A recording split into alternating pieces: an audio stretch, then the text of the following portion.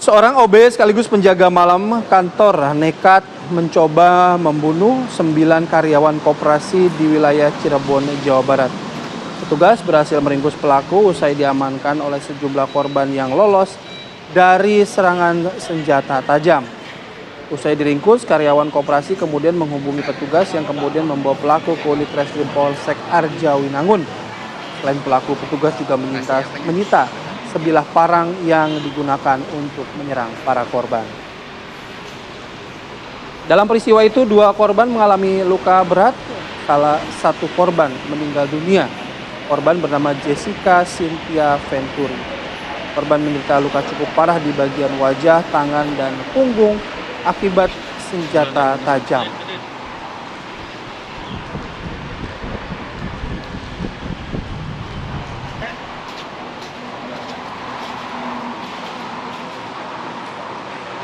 Ya, pemirsa, suasana duka ini menyelimuti pemakaman korban pembacokan di kantor koperasi di Kabupaten Cirebon, Jawa Barat pada Selasa siang. Korban yang merupakan staf lapangan koperasi menghembuskan nafas terakhirnya setelah berjuang melawan luka bacokan di wajah, tangan, dan juga punggungnya. Sementara satu korban lainnya masih dalam perawatan intensif dengan kondisi sudah sedikit membaik.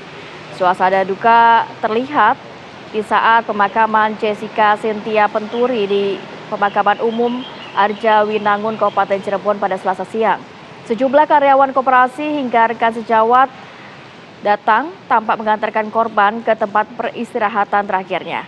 Keluarga tak menyangka niat korban untuk bekerja harus berakhir tragis usai aksi brutal yang dilakukan oleh RS, yaitu OB kantor koperasi. Korban meninggal pada Senin malam akibat luka sabetan parang di bagian wajah dan juga kepala, serta tangan dan juga punggung korban. Keluarga meminta pelaku yang sudah diamankan oleh pihak kepolisian dapat diberikan hukuman yang seberat-beratnya sesuai dengan perbuatannya. Oke, untuk mengetahui bagaimana proses penyelidikan atas kasus ini, kami akan ajak Anda untuk berbincang dengan Kasat Reskrim Polresta Cirebon, Kompol Haryo Prastio. Selamat pagi, Pak Kasat. Selamat pagi, Pak Kasat. Assalamualaikum.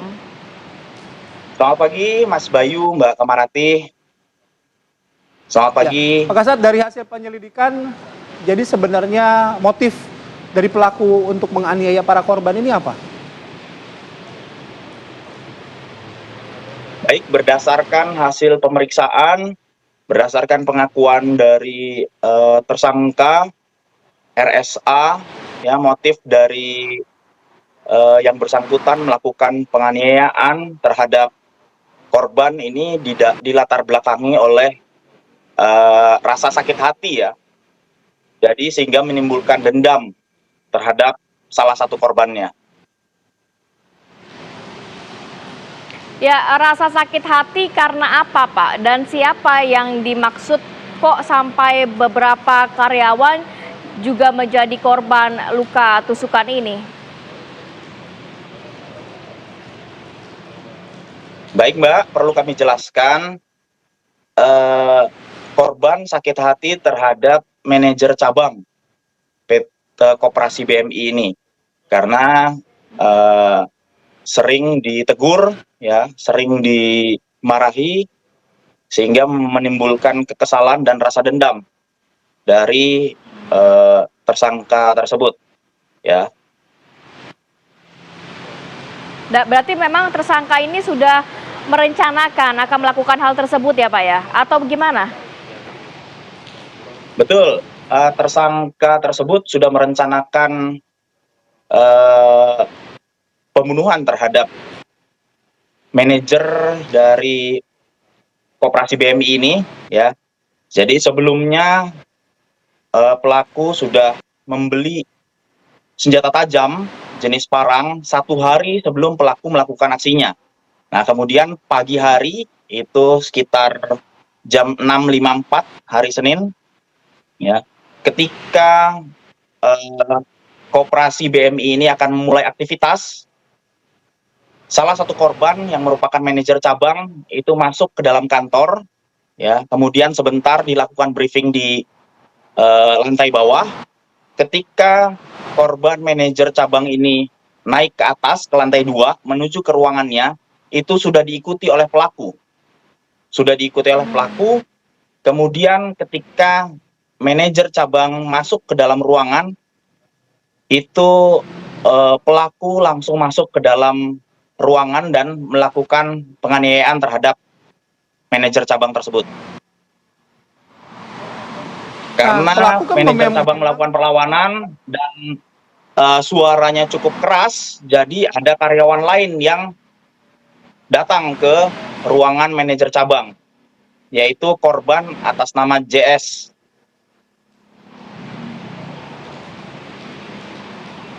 Jadi korban yang meninggal ini Pak, bukan manajer yang disasar oleh si pelaku ya Pak? Bukan.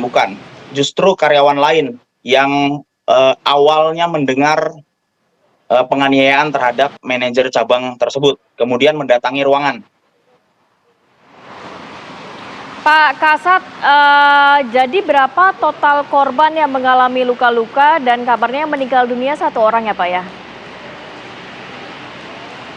Betul Mbak, jadi total korban ada 4 orang, 2 luka berat, kemudian 2 luka ringan dan sudah boleh dipulangkan dari rumah sakit. Nah, namun kami mendapatkan informasi kemarin, salah satu korban yang sebelumnya luka berat itu meninggal dunia atas nama JS. Si pelaku ini memang sudah bekerja di koperasi ini berapa lama Pak? 2 tahun Mas, pelaku sudah bekerja selama 2 tahun di koperasi tersebut. Jadi sakit hati ini karena merasa selama 2 tahun itu mendapatkan perlakuan yang membuat dirinya sakit hati gitu. Betul, berdasarkan pengakuan dari tersangka. Pasal yang dikenakan apa Pak terhadap pelaku Pak? Kami mengenakan pasal 355 ayat 1, penganiayaan berat yang direncanakan terlebih dahulu, ancaman pidana 12 tahun. Namun perkembangan situasi memungkinkan penyidik menambahkan pasal lain terkait dengan peristiwa pidana ini. Baik, terima kasih banyak Pak Kasat sudah meluangkan waktu dan informasinya, dan selamat beraktivitas kembali Bapak. Assalamualaikum. Waalaikumsalam warahmatullahi wabarakatuh. Terima kasih Mas Bayu, Mbak Kamarati.